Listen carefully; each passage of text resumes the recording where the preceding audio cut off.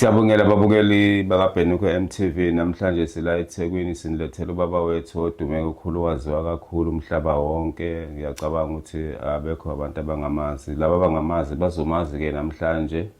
Sizonethulela yena-ke, uzozichaza-ke asho ukuthi usiphatheleni namhlanje. Uyaziwa kakhulu, ikakhulukazi abantu basemasontweni, ey'nkonzweni ey'thizathizeni, uyaziwa kuzona.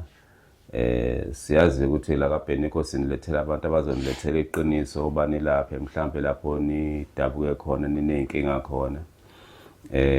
Uma ukuthi mhlambe umuntu esemlethile lapha kaBhenukho mhlambe akalenzanga iqiniso, ninalo ilungelo lokuthi nisithinte nisifonele kaBhenukho simlande simlethela azochaza ukuthi yini indaba angaselenzanga iqiniso phambi kwenu, ngoba phela nathi kaBhenukho siyathanda ukuthi sibe ngabantu abaziwa ngabantu abenza iqiniso phambi komphakathi waseNingizimu Afrika. So uma ninenkinga-ke seningasithinta kaBhenukho kule namba ethi 067 983 0910, 067 983 0910. Okhulumayo-ke njengamanje wena-ke umphathi-ke wekhampani kaBhenukho, iBhenukho Dlamini. So nginikeza ithemba-ke lokuthi-ke esinilethele bona laba suke bezokhuluma iqiniso futhi bezokwenza iqiniso emphakathini. Sizolethulela-ke nje ubhuti wethu noma ubaba wethu manje la kunina, azethule azisho ukuthi ubani. Kuwena-ke baba wethu, awuzethule utshela ababukeli bakaBhenukho ukuthi ubaphatheleni namhlanje. Ngiyanibingelela-ke balandeli beBhenukho TV. Ubaba uMkhize-ke lo obizwa ngo-Dr. Mkhize, osebenzela nje Isiphingo, aphinde futhi asebenzele ngasensimbini lifestyle ngasesikoleni ezenzele. Ngiyanibingelela-ke kakhulu-ke, akekho umuntu ongangazi-ke, nalaba abangangazi basazongazi-ke ngoba umuntu nje owaziwa kakhulu. Ubaba uMkhize lo obizwa ngoSiphamadla wakaMkhize, owaqala ukusebenza umsebenzi-ke lo wokulapha ena-13 years old until kuze kube manje. Ngeke ngisayigagula-ke iminyaka manje. Namhlanje into engiliphathele nabafethu, ngiyazi abaningi bazosho ukuthi hayi mina ngikwazela kwi-channel ethile, amanye bangazela emarediyweni, engenawo ngisawasho futhi amaredio. Namhlanje into esiniphathele yona bafethu, siniphathele isihloko nje sokhuluma ngaso, somuntu othi mina Mkhize sengihlushwe isilwane esesengihluphe iminyaka. Kade ngangihamba ngithengiswa iy'nkukhu, kuthiwa angihambe ngiyogeza, noma ngithengisa iy'nkukhu ezimnyama kuthiwa ngihambe ngiyogeza. Bafethu sizokhuluma-ke manje ngesilwane lesi esakhiwa ngey'nhlabathi zamathuna esingalapheki. Asilapheki kanjani na? Lesilwane lesi sakhiwa ngey'nhlabathi zamathuna, sivuswe kanye nomuntu. Lesilwane lesiphila ngani? Siphila ngegazi, siphilela ngenyongo yenkukhu. Lezi nkukhu lezi nisuke nina nithi cha, mina kuthiwa landa inkukhu uyolento uyogeza ngenkukhu. Angithi sisuke sijabula lapho leso silwane leso mothweni uyosilahle. Lethiwa kunabantu abaningi othola ukuthi abalapheki. Umuntu uzothi mina Mkhize sengikhathele ukulahla isilwane, sengikhathele ukugeza ngoba manje lento iyancindezela ebusuku. Uthola ukuthi ade ngihambile ngiwumuntu noma ngiwumthandazi ngiyolapha lesilwane, kodwa still kuqhubeke kwenzeke lokho. Usibona kanjani-ke lesi silwane lesi? Usibona kanje iy'mpawu zakhona. Mawulele ebusuku uyacindezeleka, uphuphe udla, uphuphe wenza ucansi nomuntu upartner wakho, okanye uphuphe wenza ucansi nomuntu ongamazi. Angithi uyangilalela. So lesi silwane-ke lesi-ke thina kaMkhize-ke sisilapha kanjani na? Lesi silwane lesi mase silapha sike sithi sinomuntu asimqalise emalibeni kuqala. Kunamakhubalo ngakhona-ke okusibulala lesi silwane lesi, simqalise nje emalibeni noma emathuneni, ahamba aqale ayosibulala khona, ayogezwa nje khona. Kunezinto-ke, kunemakhubalo-ke ageza ngawo umuntu lapho asuke egeza khona, noma kuney'ntelezi osuke ugeza ngazo uma ugezela la phezulu kwethuna elithile, ngoba nisuke sifuna ukuthi lesilwane sisibulale, sisigqibe, ukuze umande uhambe usuyokwazi ukuyogeza. Usuyogeza ini lapho? usuyogeza isithunzi noma ithunzi lalesilwane leso, ngoba baningi abantu othola ukuthi nasemsebenzini mayefika usephenduka umuntu ongathandeki emsebenzini, ungena kuma-warning emsebenzini, kuthiwe emsebenzini ukwenza into ethile engayenzanga. Kukhona umuntu ekhaya othola ukuthi usexabene nje nanesithandwa sakhe, umathandana wakhe athola ukuthi umathandana wakhe uthi wena uyangichithela noma wena uyangigangela. Ngobani? Lesi silwane lesi masilala nawe kumuntu wesifazane phecelezi siyamlimaza la esinyeni, ngoba kusuke into esuke ilala nawe, uthi ngoba ilala nawe khona umuntu othola ukuthi usene-discharge, i-discharge yakhe iyanuka noma usenephunga, angalizwa yena kodwa aziwa abanye abantu behleli nabanye abantu, endapha umuntu wakho usuxabana naye, umuntu wesilisa useyabaleka, usethi mina ngeke lo muntu angisakwazi kulento, uyangifebela kodwa engakazi asakubanga. Kanti nangumuntu wesilisa-ke futhi kuyenzeka ukuthi lo wesifazane mayelalile lesilwane, uthi wena muntu wesilisa nawe uyangena uyalala naye, uthi ekugcineni imizwa yakho wena muntu wesilisa ayisasebenzi, uthi ayisasebenzi kupartner wakho, uthi usuya ngaphandle uyoganga futhi ayisasebenzi. So la kaMkhize-ke siyakwazi ukusilapha leso silwane leso. Ngikhuluma ngento vele abantu abaningi ebenzakalayo noma abantu abaningi abazothi mkhulu mina lento iyangenzakalela, and le time lesilwane lesi ngendlela esinomona ngayo ebusuku mawulele masidlisa so sikudlisela vele ukuthi sifuna ukusuke sishade nawo, ngoba umuntu osuke kuthumele ngaso usuke vele elwa impi yokuthi wena ungaphumeleli empilweni, noma wena emshadweni wakho noma ekujoleni kwakho noma uthandweni lakho kungayi phambili.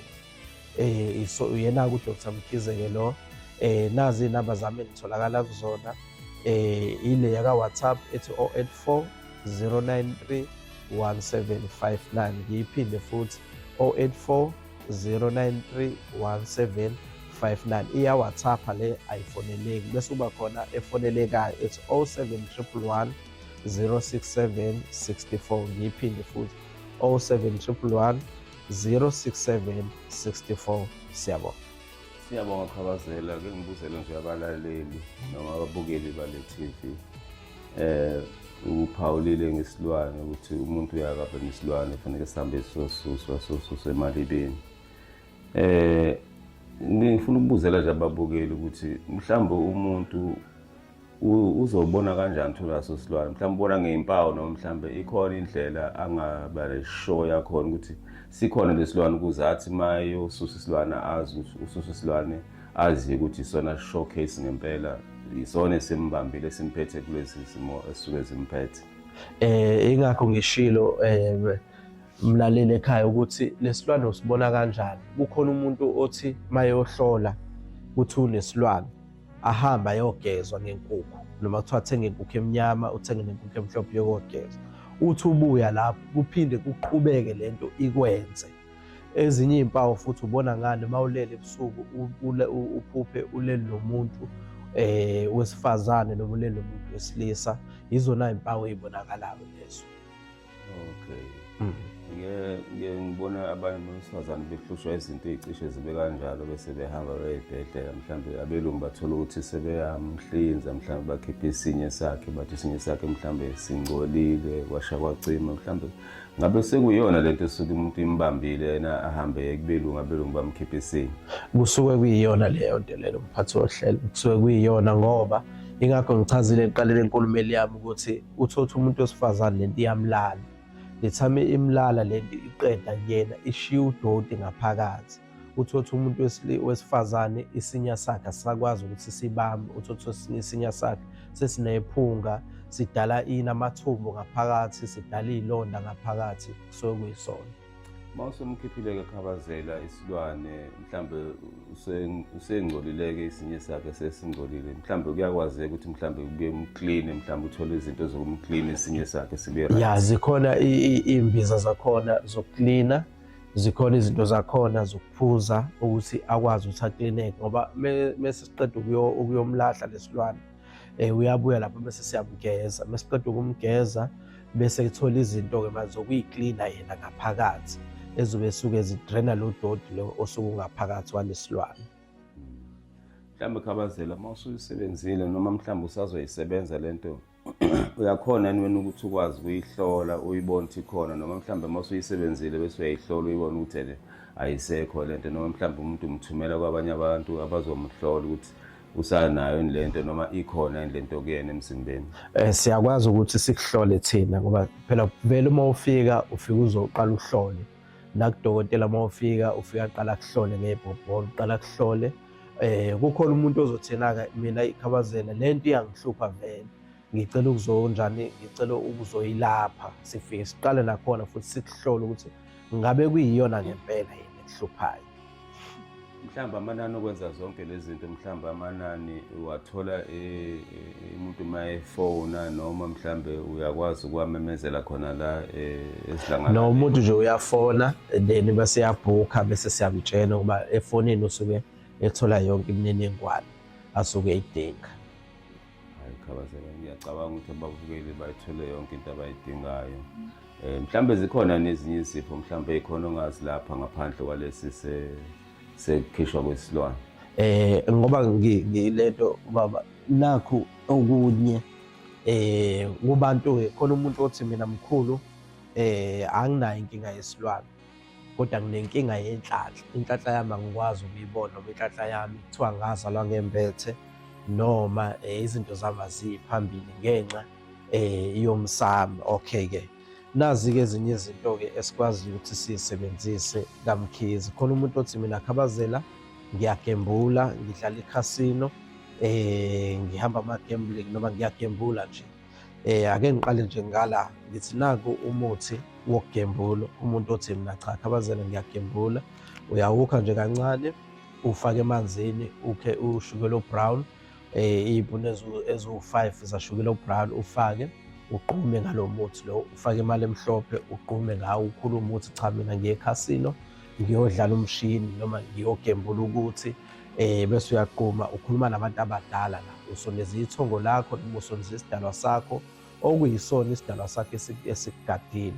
Then masusuka lapho usuqeda ukuquma lo muthi uyaquma ngawo, ugeze ngawo, uphalaze ngawo before uzoya kwikhasino. Noma bekuthiwa uzoya kwikhasino ngawusebenzisa nje for 2 days lo muthi lo, ufaka nje ilento, ufaka teaspoon esodwa ufake emanzini noma ufake ebhayideni lokuquma leli la gesi bese ufaka iy'puni eziwu-7 zashukela o-brown bese uyaquma, ufake imali emhlophe phakathi, uyaquma, ukhulume nabantu abadala ukuthi ngiyolanda inhlanhla.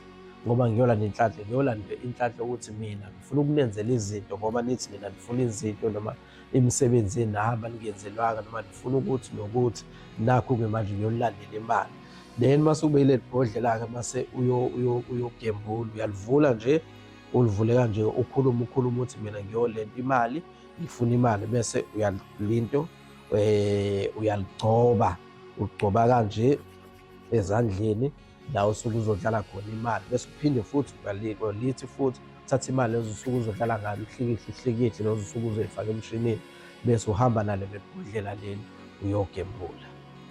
Ngibukezela ababukeli futhi emakhaya, ngiyacabanga ukuthi laphana ekugqumeni uma uthi ufake ushukela ufake le product bese uyaquma bese ugeza noma ugeza ngamanzi lokho osuke uquma ngakho ugeza ngakho. Ya, lokho osuke uquma ngakho ugeza ngakho. Cha-ke ukuthi ngibuzele ababukeli bangathi mhlawumbe isale kancane lapho ukuthi ngoba phela umuntu uma eqeda ukugquma mhlawumbe kwesinye isikhathi uyafuna ukuthi ageze or kuyafuna ukuthi angagezi ashiye kanjalo until yes. No, hayi kuzokhala kahle uKhabazela. So ababukeli-ke emakhaya-ke senizwele-ke nangokuKhabazela-ke onilethele-ke izinto ezomxazululela izinkinga.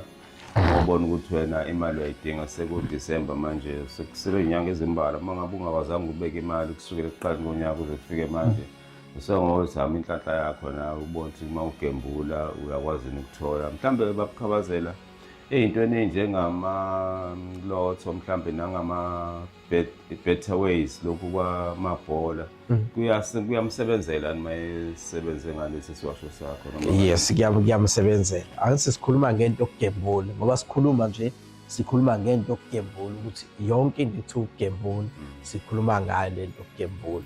Okunye nokunye-ke khona umuntu ozothi Khabazela mina uyakwazi ukuphakamisa noma lokhu ukuphakamisa inhlanhla yomuntu. Yes, uKhabazela uyakwazi ukuphakamisa inhlanhla yomuntu. So umuntu omethi yena cha, mina Khabazela ngifuna ukuphakamisa ngokwedlozi, ngifuna ukuphakamisa inhlanhla. Lapho kuzobe siyangixhuma futhi kulezo zinamba lezo, ngizobe sesiyakutshela ukuthi cha, siyakwazi ukwenza 1 no 2 no 3. Hayi, izwakala kahle uKhabazela. Mhlambe ngizothi nje sikudedele ababukeli ngicabanga ukuthi bezwe kahle, mhlambe mabekudinga bazokufonela kulezi zinamba ezivela la ngaphansi bakuthinte-ke. Kusho ukuthi kodwa Khabazela okunye mhlambe engifuna ukukubuza, ababukeli bayakwazi ukuthi mhlambe mabekudinga mhlambe let's say umuntu use-Free State, umuntu use-Middelburg, koMpumalanga mhlambe akakhona ukuza ngala, wena mhlambe ungakhona ukuye kubona uyobasiza mhlambe ubakhiphe leso yilwane mhlambe sokhona amaliba noma amathuna ngakulezo zindawo. Lokho baba siyakwazi ukwenza. Umuntu nje emethi yena Khabazela mina iphakethe lami liqinile, ngizokubhukhela ibhanoyi noma ngizokubhukhela i-transport noma ngizokufakela upetrol ukuthi ngicela nje uze ekhaya, siyakwazi ukuthi size ekhaya. Ngisazoyikhipha futhi enye ividiyo ezobisho ukuthi ngizobe ngise-Cape Town noma ngizobe ngise-EGoli mhlawumbe kuNovember uphela noma kuNovember sisazobona ukuthi sizokwenza kanjani. Okay. Hayi, babukele emakhaya niyayizwela-ke, kusho ukuthi-ke nisazoke nilinde-ke mhlambe kungaba nenhlanhla ukuthi uKhabazela ama ekhiphe ividiyo, uhlala ulalele-ke noma uhlala usubscribe kule channel ukuze uKhabazela ama ekhiphe ividiyo uthole ukuthi uKhabazela ukhona uyeza ngasendaweni yangakini, ukwazi ukuthi umthole eseduzane, ungabe uzuke useyindlekweni kakhulu. Sibonga kakhulu uKhabazela. Singavalelisa-ke uma ngabe ngasekho kunye mhlambe esingakunikeza ababukeli emakhaya. Siyabonga kakhulu.